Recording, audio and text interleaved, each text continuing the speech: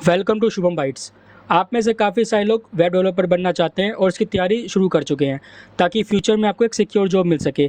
But आप में से काफ़ी सारे लोग कंफ्यूज हैं कि भाई एक करेक्ट रोड मैप क्या है वेब डेवलपर बनने का, या फिर काफ़ी सारे लोग पढ़ना स्टार्ट कर चुके हैं लेकिन टेक्नोलॉजीज़ में कंफ्यूज है कि कौन सी टेक्नोलॉजीज़ पढ़ें और कौन सी टेक्नोलॉजीज़ नहीं। ठीक है, या फिर काफ़ी सारे लोगों ने मिक्सअप कर दिया है, वो पहले फ्रंट एंड पढ़ रहे हैं, फिर बीच में बैक एंड भी पढ़ रहे हैं, फिर साथ में डेटाबेस भी पढ़ रहे हैं। तो इससे क्या होता है, आपका कॉन्फिडेंस कहीं ना कहीं गिर जाता है और कॉन्फिडेंस जो बिल्ड होना चाहिए वो बिल्ड नहीं हो पाता है। इस वीडियो में आपको मैं बताऊंगा कि एक करेक्ट रोड मैप क्या है वेब डेवलपमेंट सीखने का, ताकि आप एक परफेक्ट और सक्सेसफुल वेब डेवलपर बन सकें। तो मैंने एक छोटा सा पीडीएफ बनाया है जिसमें आपको एक्सप्लेन करूंगा कि एक करेक्ट वे क्या है वेब डेवलपमेंट को सीखने का। तो चलिए स्टार्ट करते हैं। देखिए, ये छोटा सा पीडीएफ है, इसमें आपको डिटेल में समझाऊंगा कि आपको कौन सी टेक्नोलॉजीज पहले सीखनी चाहिए, कौन सी बाद में, और कितना टाइम लगेगा। तो देखिए, यहाँ पे सिंपल में लिखा हुआ है वेब डेवलपमेंट रोड मैप। ठीक है, तो यहाँ पे मैंने अपना नाम वाम लिख रखा है, तो ये कुछ पढ़ने वाली बात नहीं है। आगे बढ़ते हैं। अब यहाँ पे है फ्रंट एंड डेवलपमेंट। देखिए, वेब डेवलपमेंट को हमेशा दो पार्ट में डिवाइड किया गया है। किसमें? एक फ्रंट एंड में, एक बैक एंड में। फ्रंट एंड जो आप देख सकते हो, जो यूज़र देख सकता है। बैक एंड जो सिर्फ और सिर्फ एडमिन देख सकता है, जिसने बनाया है प्रोजेक्ट को। अगर मान लो मैंने एक वेबसाइट बनाई है तो उसका सिर्फ आप यूज़र इंटरफेस या फिर कह सकते हो फ्रंट एंड ही देख सकते हो। उसमें आप कुछ एक्शन परफॉर्म कर सकते हो, लेकिन आप जो भी डाटा फिल करोगे, जो भी आप उसमें एक्टिविटी करोगे, वो मैं कंट्रोल कर सकता हूँ, क्योंकि मेरे पास बैकएंड का कंट्रोल है और बैकएंड सिर्फ और सिर्फ मैं ही देख सकता हूँ, आप नहीं दे सकते। ठीक है, तो इसलिए वेब डेवलपमेंट को दो पार्ट में डिवाइड किया गया है, एक फ्रंट एंड डेवलपमेंट, एक बैक एंड डेवलपमेंट। अब देखिए, अब टाइम कितना लगेगा। देखिए, अगर आप सही से पढ़ें तो फ्रंट एंड को 2 महीने, बैक एंड के 2 महीने, डेटाबेस वगैरह को 15 से 20 दिन। ठीक है, और 2 महीने आप मान लो प्रोजेक्ट को, ताकि जब तक आप प्रोजेक्ट नहीं बनाओगे तब तक आपका पूरा डाउट जो क्लियर नहीं होगा। तो कुल मिला के आप मान लो 5 से 6 महीने में आप परफेक्ट बन जाओगे विद प्रोजेक्ट्स। ठीक है, तो चलिए स्टार्ट करते हैं फ्रंट एंड से। अब फ्रंट एंड डेवलपमेंट क्या होता है? देखिए, front end development is all about crafting the visual elements and interactive experiences that user encounter that explore the core technologies that bring website to life। इसका सीधा सा मतलब ये है कि एक ऐसा डिज़ाइन बनाना जिससे क्या हो, यूज़र आपके वेबसाइट को इंटरेक्ट हो। ठीक है, मतलब कि उसको इतना पसंद आ जाए कि वो बार बार आपकी वेबसाइट पे आए। ठीक है, आपकी वेबसाइट से इंटरेक्ट करे, तो उसे कहते हैं फ्रंट एंड डेवलपमेंट। अब इसमें बहुत से टेक्नोलॉजीज होती है फ्रंट एंड डेवलपमेंट में। ठीक है, कौन कौन सी होती है? एक होता है आपका HTML होता है। HTML की होता है structuring content. Use HTML tags to create the structure of web pages, master essential tags like div, ph1 and image. किसी भी वेबसाइट का स्ट्रक्चर बनाना होता है। जैसे इंसान है, इंसान का स्ट्रक्चर क्या है? हड्डी। ठीक है, तो हड्डी क्या एक स्ट्रक्चर है, स्ट्रक्चर के ऊपर ही आपका क्या है? मांस है, नस है, ये तो बात की बात है। स्ट्रक्चर क्या है आपका? हड्डी। तो ऐसी वेबसाइट का स्ट्रक्चर क्या होता है? उसका कंटेंट्स। ठीक है, जिसमें आप इमेज लगाते हो, कुछ पैराग्राफ लिखते हो, कुछ टेक्स्ट लिखते हो। अगर मैं आपको एग्जांपल दिखाऊं, अगर मान लो आप किसी वेबसाइट पे आओ, जैसे मान लो आप जोमेटो की वेबसाइट पे आओ। ठीक है, जोमेटो पे आता हूँ मैं, जोमेटो पे आते हैं हम, तो यहाँ पे आप चेक करोगे तो यहाँ पे ये स्ट्रक्चर है इसका। ये आप देख सकते हो, यहाँ पे एक लोगो लगा हुआ है, यहाँ पे एक सर्च बार लगा हुआ है ना, एक कुछ टेक्स्ट लिखा हुआ है, कुछ फोटोज़ लगी हुई हैं। तो ये क्या स्ट्रक्चर है? इस पर अब तक स्टाइलिंग नहीं हुई है, मतलब कि इस पर अब तक अगर आप उसको सिंपल बनाओगे बिना CSS की मदद से, तो क्या होगा, ये जितनी भी चीज़ें ना जोमेटो, ये एक लाइन से नीचे आती रहेगी, है ना। पहले जोमेटो लिख के आएगा, फिर सर्च बार आएगा, फिर ये वाला सर्च बार आएगा, फिर लॉगिन आएगा, फिर साइन अप आएगा, ये एक लाइन से नीचे की तरफ आएगी। ठीक है, तो हम इसको क्या कहते हैं? स्ट्रक्चर कहते हैं। ठीक है, उसके बाद आता है स्टाइलिंग, जिसको हम कहते हैं CSS, कास्केडिंग स्टाइल शीट। ठीक है, और layout. Apply styles with colour spacing and layouts, learn flexbox, CSS grid and media queries to create engaging user interfaces. देखिए, अभी आप लोगों ने क्या किया? आप लोगों ने HTML सीख लिया। मुश्किल से 7 दिन लगेंगे सीखने में अच्छे से। ठीक है, अगर आप दिन में 4 घंटा दे रहे हो तो 2 दिन में सीख जाओगे आप, सिर्फ 2 दिन में अच्छे से। HTML ज़्यादा कुछ सीखना नहीं होता, हमें ज़्यादा से ज़्यादा क्या सीखना होता है? टैग्स वगैरह सीखने होते हैं, फॉर्म वगैरह सीखने होते हैं, बस। ठीक है, और एडवांस HTML में जाओगे तो ऑडियो टैग, वीडियो टैग वगैरह यूज़ करने आपको आने चाहिए, तो आप 2 दिन में सीख जाओगे। ठीक है, कोई भी वीडियो उठा लो यूट्यूब पर जाके, आप वहाँ से HTML सीख सकते हो। ठीक है, अब उसके बाद क्या है कि CSS आता है। CSS जो आपका मेन चीज़ है, इसमें कम से कम आपको 10 से 12 दिन लगेंगे अच्छे से सीखने में, क्योंकि CSS में बहुत सारी चीज़ें हैं। एक लिमिटेड चीज़ें नहीं है इसके अंदर। इसमें आपकी इतनी सारी स्टाइलिंग होती है जिससे आपका वेबसाइट जो है एकदम इंटरेक्टिव बन के आता है। आपका वेबसाइट कब तक इंटरेक्टिव नहीं बन सकता? जब तक उसमें आप कलर अप्लाई नहीं करोगे। जैसे ही आपने एक बार कलर अप्लाई कर दिया, जैसे मान लो इस वेबसाइट वापस आता हूँ, तो आप चेक करोगे यहाँ पे कितना मस्त कलर से लगे हुए हैं ना। अगर मैं इस पर क्लिक करूँ, यहाँ पे देखो होवर लिखा हूँ, तो देखो एक कलर सा है जिससे आपको वेबसाइट जो अट्रैक्टिव लग रहा है। देखो कितना मस्त कलरफुल वेबसाइट है, जिससे देखो यहाँ पे एक ये चेक कर सकते हो आप, इतना एरो बना हुआ है, कितना कलरफुल वेबसाइट बना हुआ है। तो इससे क्या अट्रैक्शन बनती है, और ये अट्रैक्शन कैसे आती है? CSS की मदद से। तो आपको क्या करना है? HTML जब सीख लोगे आप 1 हफ्ते या 2 दिन में, उसका बाद आपको CSS सीखना है। CSS सीखने के बाद क्या होता है ना कि आप एक प्रॉपर एक वेबसाइट का स्ट्रक्चर करना सीख जाओगे विद स्टाइलिंग। जैसे इसमें इसमें क्या क्या सीखना है आपको जोर देना है सीखने पे, आपको फ्लेक्सबॉक्स सीखने में जोर देना है CSS ग्रिड लेआउट सीखने पे जोर देना है। और मेन चीज़ होता है मीडिया क्वेरीज। मीडिया क्वेरीज क्या होता है, अगर मान लो ये वेबसाइट पे जाऊँ मैं, तो अभी तो आपका ये कंप्यूटर व्यू है, ठीक है, ये आपका कंप्यूटर व्यू है। अब मैं आपको एक वेबसाइट खोल के दिखाता हूँ अपना, ठीक है। मैं नेटलीफ्लाई पे जाता हूँ, जो मैंने वेबसाइट जो है मैंने पोस्ट कर रखी है। तो एक बार मैं साइनअप लॉगिन वगैरह कर लेता हूँ, है ना। तो इसका मतलब क्या है कि मीडिया क्वेरीज का मतलब क्या है, जैसे मान लो एक वेबसाइट है, वो आपको हर एक क्या कहते हैं फील्ड में, मतलब कि फील्ड यहाँ पे क्या कह रहा हूँ मैं, हर एक डिवाइस में, लैपटॉप में भी, कंप्यूटर में भी, टच पैड में भी, है ना, एंड्रॉयड मोबाइल में भी, एप्पल मोबाइल में भी एक जैसा दिखना चाहिए। एक जैसा मतलब एकदम बढ़िया दिखना चाहिए, है ना। ऐसा नहीं है कि आपको जैसे मान लो यहाँ पे इस वेबसाइट में आता हूँ तो आपको मोबाइल में भी ऐसा दिखेगा, नहीं, ऐसा नहीं दिखेगा, क्योंकि ये जो बनाया हुआ है, ये बनाया हुआ है सिर्फ और सिर्फ कंप्यूटर के लिए। अगर मैं यहाँ पे एग्जांपल दिखाता हूँ आपको, मैं एक बार ना, मैं एक बार इस पर आता हूँ, इसमें मैं क्लिक करता हूँ इसको, तो यहाँ पे मैं इसको एक बार इसका ओपन प्रोडक्शन डिप्लॉय ओपन करते हैं, ये रहा, इसको ओपन करते हैं, ठीक है। तो आप यहाँ चेक कर सकते हो, ये जो है आपको मैं व्यू दिखा रहा हूँ, ये आपका लैपटॉप व्यू या फिर कंप्यूटर व्यू। इसको अगर आप अपने लैपटॉप में खोलोगे तो बिल्कुल सेम ऐसा दिखेगा, ठीक है। अगर आपका देखो, मेरा जो लैपटॉप है वो 14 इंच का स्क्रीन है, अगर आपका 26 इंच है, 32 इंच है, तो आपको बिल्कुल सेम ऐसे दिखेगा। कोई ऐसा नहीं दिखेगा कि भाई बाइक आपके स्क्रीन से निकल के बाहर भाग रही है, या फिर आपका ये जो फोटो है ये दिख ही नहीं रहा, ऐसा कुछ नहीं दिखेगा। ये मीडिया को लगा के एकदम परफेक्ट बनाई गई है। अब बात करते हैं 2025 की। 2025 में आज के टाइम में कोई लैपटॉप जल्दी यूज़ नहीं करता, ठीक है। अगर कोई वेबसाइट मार्केट में आती है, सिंपल सबसे पहले क्या करते हैं वो लोग, मोबाइल का यूज़ करते हैं किसी वेबसाइट पे विजिट करने के लिए। अगर मैं इसका आपको मोबाइल वर्जन दिखाऊँ, ठीक है, मैं सिंपल यहाँ पे क्लिक करता हूँ, यहाँ पे मैं वापस से क्लिक करता हूँ, यहाँ पे मैं आईफोन 14 प्रो मैक्स मैंने सेलेक्ट कर रखा है, ठीक है। अगर आप किसी मोबाइल में इसको खोलोगे तो आपके सामने ऐसा खुल के आएगा ये, ठीक है। देखो, अगर मैं बात करूँ यहाँ पे आते वापस से, इसको मैं वापस से ओपन करता हूँ, ठीक है। ये आपका हो गया लैपटॉप व्यू, ठीक है। ये आपका हो गया मोबाइल व्यू। यहाँ पे चेक कर सकते हो, अगर आप मोबाइल में खोलोगे तो आपको बिल्कुल सेम ऐसा खुल के आएगा, ठीक है, चेक कर सकते हो आप। तो ये क्या है, कंपैटिबल है, ठीक है। ये आपका किसी भी डिवाइस में अच्छे से वर्किंग करेगा, एक अच्छा यूज़र इंटरफेस दिखाएगा। तो यही काम होता है मीडिया क्वेरी का, यही पावर है मीडिया क्वेरी का, कि आप मीडिया क्वेरी कैसे सीखते हो, कैसे अप्लाई करते हो, कि आपका जो वेबसाइट है वो हर एक प्लेटफॉर्म पे, चाहे आपका मोबाइल डिवाइस हो, चाहे आपका कंप्यूटर डिवाइस हो, चाहे लैपटॉप हो, चाहे आईपैड हो, है ना, सब जगह अच्छा दिखना चाहिए। ऐसा नहीं है कि मोबाइल पे कुछ और दिख रहा है, लैपटॉप पे कुछ और दिख रहा है ना, या फिर उसका जो पिक्चर वगैरह है वो चेंज हो गई, यहाँ से वहाँ भागी, वहाँ से वहाँ भागी, ऐसा कुछ नहीं होना चाहिए, ठीक है। तो इसलिए मैं कह रहा हूँ कि आप जब CSS सीखोगे तो CSS का मेन चीज़ क्या है, आपको मेन चीज़ है इसमें मीडिया क्वेरीज वगैरह सीखना, की फ्रेम्स वगैरह सीखना, जिससे आप क्या कर सकते हो, किसी भी वेबसाइट को रिस्पॉन्सिव बना सकते हो। लास्टली मैं कहना चाहूँगा रिस्पॉन्सिव, ठीक है।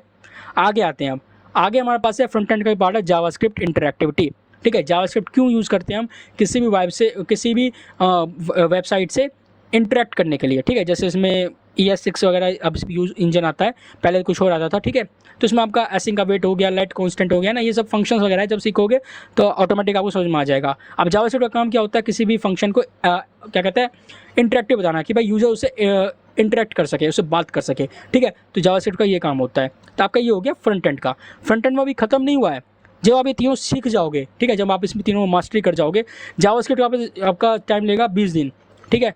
मैं फिर बता देता हूँ, आपका जावास्क्रिप्ट टाइम लेगा 20 दिन। अगर आप दिन में 1 घंटा टाइम देते हो तो 20 दिन आपका टाइम लगेगा जावास्क्रिप्ट अच्छे से सीखने में, विद प्रॉपर क्वेश्चन आंसर, ठीक है, मतलब कोडिंग क्वेश्चंस।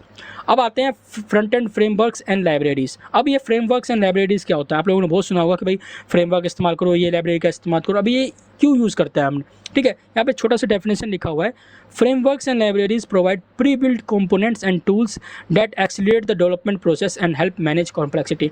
हम लोग इसका यूज़ क्यों करते हैं, ताकि हम लोग जो डेवलपमेंट की स्पीड है, ठीक है, हम लोग जिस स्पीड से डेवलपमेंट कर रहे हैं उस स्पीड को इंक्रीज़ कर सके। क्यों, क्योंकि इसमें पहले से प्री बिल्ड कंपोनेंट्स होते हैं, जिसको हमें क्या करना है, सिंपली यूज़ करना है, ठीक है। हमें क्या करना है, जैसे मान लो बूटस्ट्रैप है, एक फ्रेमवर्क है, ठीक है। अगर आपको कल की डेट में एक नेव बार बनाना है तो आप क्या करोगे, HTML में पहले नेव बार बनाओगे, फिर उसमें CSS स्टाइलिंग करोगे, है ना। तो कहीं ना कहीं आपको 1 से 1.5 घंटे आपका कंज्यूम करेगा। लेकिन अगर आप फ्रेमवर्क का यूज़ करते हो, जैसे बूटस्ट्रैप वगैरह का यूज़ करते हो, तो आपको बने बनाए आपको क्या मिल जाएंगे, मिल जाएंगे, नेव बार हो गया, या फिर फूटर हो गया, हेडर हो गया, कार्ड्स हो गया, आपको बड़े बनाए मिल जाएंगे। आपको बस सिंपली आपसे कॉपी पेस्ट करना है, आपका काम आसान हो जाएगा। तो इससे क्या हुआ, आपका डेवलपमेंट का स्पीड बढ़ा, डेवलपमेंट में एक्सीलरेशन हुआ, ठीक है।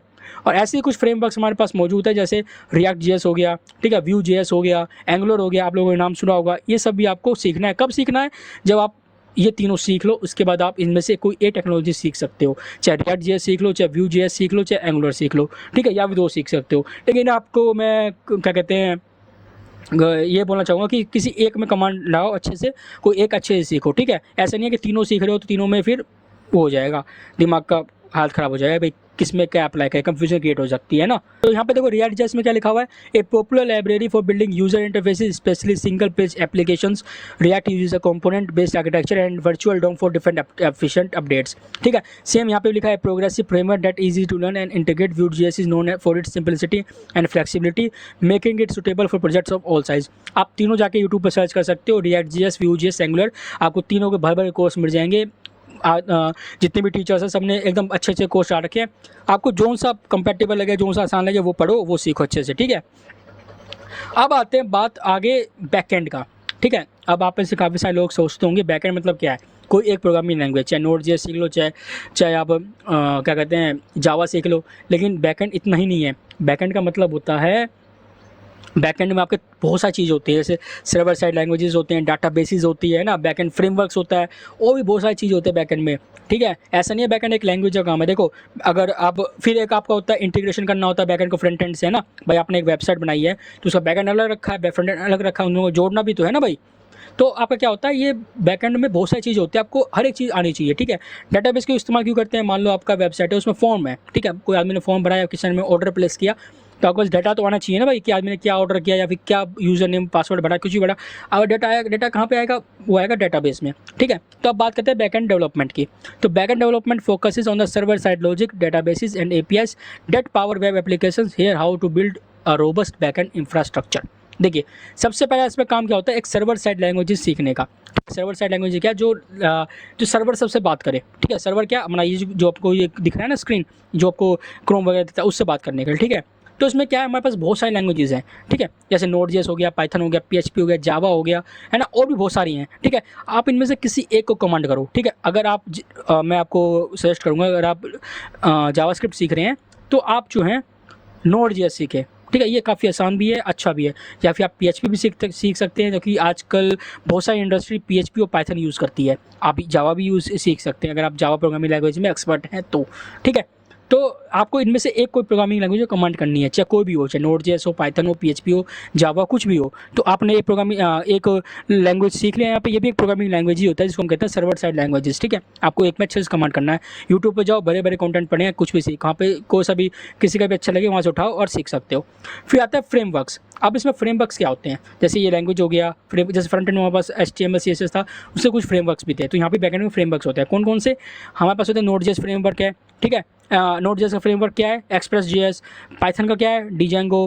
पीएचपी का क्या है, लारावेल, ठीक है। तो ये क्या है, इसमें प्री बिल्ट टूल्स वगैरह हैं, स्ट्रक्चर्स वगैरह हैं, जिसको आप डायरेक्टली इंप्लीमेंट कर सकते हो अपनी वेबसाइट में, ठीक है। तो बैकएंड फ्रेमवर्क्स भी आपको आने चाहिए।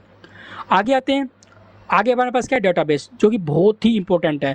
आपकी वेबसाइट में कौन आदमी आया, कितने आदमी ने रजिस्टर्ड किया, कितने यूज़र्स हैं, कितने फ़ोन नंबर्स हैं, कितने ऑर्डर्स आए, ये सब कहाँ पता चलेगा आपको, ये सब पता चलेगा आपको सिर्फ और सिर्फ डेटाबेस की मदद से, ठीक है। आपके डेटाबेस में जाके स्टोर होगा वो सब चीज़ कि आपके एक दिन में वेबसाइट पे कितने यूज़र्स आ रहे हैं, कितने यूज़र्स क्या खरीदारी कर रहे हैं, या फिर कितने यूज़र्स कैंसिल कर रहे हैं, है ना। आपको कहाँ पता चलेगा, डेटाबेस में पता चलेगा। तो डेटाबेस ही बहुत तरह के हैं मार्केट में, ठीक है। एसक्यूएल है, पोस्ट एसक्यूएल है। एसक्यूएल में आपके पास पोस्ट एसक्यूएल है, माई सीक्यूएल है। नो सीक्यूएल में आपका मोंगोडीबी है, ठीक है। आपका फायरबेस वगैरह भी है, ठीक है। तो बहुत सारे डेटाबेस है, आप किसी एक पे कमांड कर सकते हो। अगर आप बिगिनर हो तो एसक्यूएल लो, या फिर एसक्यूएल लो। अगर आप तो इंटरमीडिएट लेवल के तो मोंगोडीबी ले लो, ठीक है। मैं तो प्रीफर करता हूँ एसक्यूएल लो, एसक्यूएल भी अच्छा डेटाबेस है और बहुत सारी इंडस्ट्रीज एसक्यूएल यूज़ करती है, ठीक है। और इसको सीखना भी काफ़ी आसान है, क्योंकि भाई इसमें क्वेरीज वगैरह लगती हैं। आप यूट्यूब पे जाओगे तो काफ़ी सारी वीडियो बनी है एसक्यूएल वगैरह की। नहीं तो आपको पसंद है पोस्टर एसक्यूएल या फिर माई एसक्यूएल सीखना, ठीक है। माई एसक्यूएल उसी का पार्ट है। पोस्टर एसक्यूएल, माई एसक्यूएल में से आपको जो सीखना है वो सीख सकते हो। मोंगोडीबी, फायरबेस में से आपको जो सीखना है वो सीख सकते हो, ठीक है। ये आपकी टोटली आपकी चॉइस के ऊपर है, ठीक है। तो अब आते हैं backend security and API development. अब आपके यहाँ पे मेन चीज़ आता है backend security and API development क्या कहता है कि बैकएंड सिक्योरिटी क्या है, API development a critical aspect of creating robust and reliable web application, secure application with authentication and create efficient APIs for data interactions. Authentication, API development, security practice. Authentication क्या होता है, देखिए आप लोगों ने देखा होगा किसी की वेबसाइट पे कि जो एडमिन होता है वो वेबसाइट के किसी स्पेसिफिक पार्ट को एक्सेस कर सकता है, और जो यूज़र होता है वो वेबसाइट के किसी स्पेसिफिक पार्ट को एक्सेस कर सकता है। वो उस पार्ट को एक्सेस नहीं कर सकता जिस पार्ट को एडमिन कर रहा है, और एडमिन जो है वो दोनों पार्ट को एक्सेस कर सकता है क्योंकि वो एडमिन है, ठीक है। लेकिन किसी किसी केस में क्या होता है, एडमिन भी अपने ही पार्ट को छोड़ के किसी और पार्ट को एक्सेस बिल्कुल नहीं कर सकता, तो उसे कहते हैं ऑथेंटिकेशन, ठीक है। अब ऑथेंटिकेशन कैसे इंप्लीमेंट करते हैं, हमारे पास बहुत सारी चीज़ें हैं। हमारे पास JWT है, OAuth है, सेशंस है, कुकीज़ है to secure your web application, protect user data. बहुत सारी चीज़ें आप यूट्यूब पे जाओगे या फिर कोई कोर्स परचेज कर रहे हो तो वहाँ पे आपको बिल्कुल सेम सारी चीज़ें मिल जाएंगी। आगे तो हमारे पास डेवलपमेंट होता है API वगैरह, जो आपका मेन चीज़ है। इसमें आप क्या करते हो, रेस्टफुल APIs वगैरह बनाते हो, ठीक है। इसके बारे में अगर ज़्यादा डिटेल्स चाहिए आपको तो कमेंट कर देना, मैं इस पर भी वीडियो लेके आ सकता हूँ, ठीक है। आगे बढ़ेंगे तो सिक्योरिटी बेस्ट प्रैक्टिसेस है, जिसमें आपका HTTPS होता है, डाटा सैनिटाइजेशन होता है, इम्प्रूव वैलिडेशन होता है, codes to protect against common web vulnerabilities, ठीक है। जो भी आपके वो आते हैं डिबग्स वगैरह आते हैं तो उससे आप बचने के लिए कैसे इस्तेमाल करते हो, तो यहाँ पे सिक्योरिटी की बेस्ट प्रैक्टिसेस होती हैं, ठीक है। तो आपकी ये हो गया कंप्लीट। आगे आते हैं डिप्लॉयमेंट। अब आपने भाई क्या किया है, फ्रंट एंड भी तैयार कर लिया, बैक एंड भी तैयार कर लिया। अब इसको आप क्या करोगे, डिप्लॉय करोगे, मतलब इसको आप होस्ट करोगे, ठीक है। तो क्या करोगे, जैसे बहुत सारी चीज़ होते हैं, जैसे host web application using Apache है, एनजीनिक्स है to handle incoming request and serve content, ठीक है। तो अब आपने भाई कुछ बना लिया है, कंटेंट बना लिया है, एक वेबसाइट बना ली है, उसको आप होस्ट भी तो करोगे ना, कि भाई कहाँ पे कौन सी प्लेटफॉर्म पे। तो बहुत सारे मार्केट प्लेटफॉर्म है, आप अपने बजट के अकॉर्डिंग देख लेना भाई आपको कौन सा सूटेबल लगता है, क्योंकि होस्टिंग फ्री में नहीं होती, ठीक है। होस्टिंग में लगते हैं पैसे, ठीक है। तो 1 साल की होस्टिंग होती है, 2 साल की होस्टिंग होती है, वो जो जितना आपका बजट है उस हिसाब से आप होस्टिंग कर सकते हो। नहीं तो आप क्या कर सकते हो, उसको सिंपली डिप्लॉय कर सकते हो, मतलब कि आप ये कह सकते हो टेम्परेरी बेसिस पे उसको आप डिप्लॉय कर सकते हो। तो उसमें भी आपके बहुत सारे प्लेटफॉर्म्स हैं, जैसे डिप्लॉयमेंट प्लेटफॉर्म में क्या है, Heroku है, वर्सल है, नेटलीफाई है, AWS है, ठीक है। अब मैं यहाँ पे नेटलीफाई यूज़ करता हूँ, आप लोगों ने मेरी पुरानी वीडियोस देखी होंगी, तो मैं जितनी भी वेबसाइट बनाए हैं उसको मैंने नेटलीफाई पे डिप्लॉय कर रखा है, ताकि आप लोग भी उसको चेक कर सकें। या फिर बस उसमें क्या होता है, आपको लिंक शेयर करना होता है, आपने जो वेबसाइट बनाई है ना उसको आपको लिंक शेयर करना पड़ता है, जिसको भी आपको वेबसाइट शो करनी है। तो हम आपको मेरे डिस्क्रिप्शन में आपको उसका क्या मिल जाता है, लिंक वगैरह मिल जाते हैं, तो वहाँ पर जाकर सिंपली आप क्या करते हो, एक्सेस कर सकते हो एप्लीकेशन को और चेक कर सकते हो कि भाई मैंने कैसे एप्लीकेशन बनाया है, ठीक है। आप डिप्लॉय कर सकते हो। आगे क्या हमारे पास CI/CD ऑटोमेशन है, इसमें क्या होता है, ऑटोमेट डिप्लॉयमेंट विद टूल्स है, GitHub actions, Jenkins, Travis, CI/10 और स्मूथ एंड कंसिस्टेंट अपडेट देने के चक्कर में हम लोग CI/CD ऑटोमेशन का यूज़ करते हैं। अब हमारे पास अगला चीज़ क्या आता है, ये रहा द पार्ट टू मास्टरी की takeaways. Web development is an evolving field but mastering this fundamentals will set you on the path to success, ठीक है। इसमें क्या क्या चीज़ आपका है, continuous learning, hand on experience, community engagement, problem solving. आपको ये चारों चीज़ें पर ध्यान देना होगा। अगर आप कुछ सीखने बैठे हो तो आपको डेली सीखना है उसको, ये नहीं कि आपने एक दिन सीखा 4 दिन छोड़ दिया, फिर जो आपने एक दिन सीखा वही भूल जाओगे आप, ठीक है। आप हैंड ऑन एक्सपीरियंस लोगे, कैसे बनाओगे, आप जो इंडस्ट्री लेवल प्रोजेक्ट्स है उनको बनाओगे। जब आप फ्रंट एंड बैक एंड अच्छे से सीख जाओगे तो क्या करोगे, आप इंडस्ट्री लेवल प्रोजेक्ट्स बनाओगे, है ना। फिर आप कम्युनिटी एंगेजमेंट कैसे करोगे, collaborate other developers and contribute to open source project. जो भी ओपन सोर्स प्रोजेक्ट चल रहे हैं उस पर कंट्रीब्यूट करोगे, है ना, ताकि आपको रियल वर्ल्ड प्रॉब्लम्स का पता चले, आप उस पर काम कर सको। तो ये होता है। आगे क्या है, प्रॉब्लम सॉल्विंग, ठीक है। अब क्या करना है, सबसे मेन चीज़ इसमें क्या होता है, प्रॉब्लम सॉल्विंग करना होता है, ताकि आप लॉजिक बिल्ड कर सको, ताकि आपको आगे चल के कोई भी डिफिकल्टी फेस ना करनी पड़े। आगे बढ़ते हैं, नेक्स्ट स्टेप्स क्या है।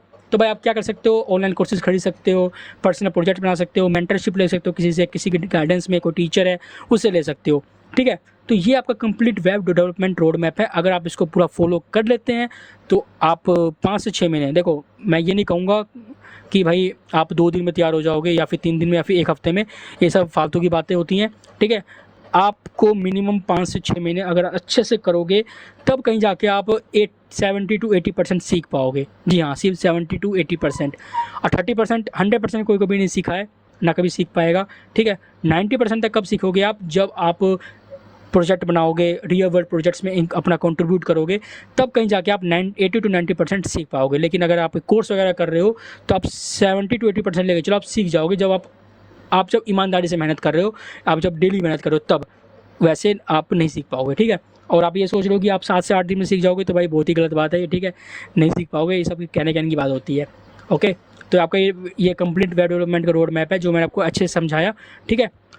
और मैं जो PDF है, अगर आपको PDF चाहिए ना प्रॉपर, तो मैं आपका जिसका लिंक है गूगल ड्राइव को मैं आपको डिस्क्रिप्शन में डाल दूँगा, वहाँ पर जाके आप उसको डाउनलोड कर सकते हो, आप चेक कर सकते हो, ठीक है। मैं मिलता हूँ आपसे नेक्स्ट वीडियो में नेक्स्ट प्रोजेक्ट के साथ, तब तक के लिए बाय बाय, टेक केयर।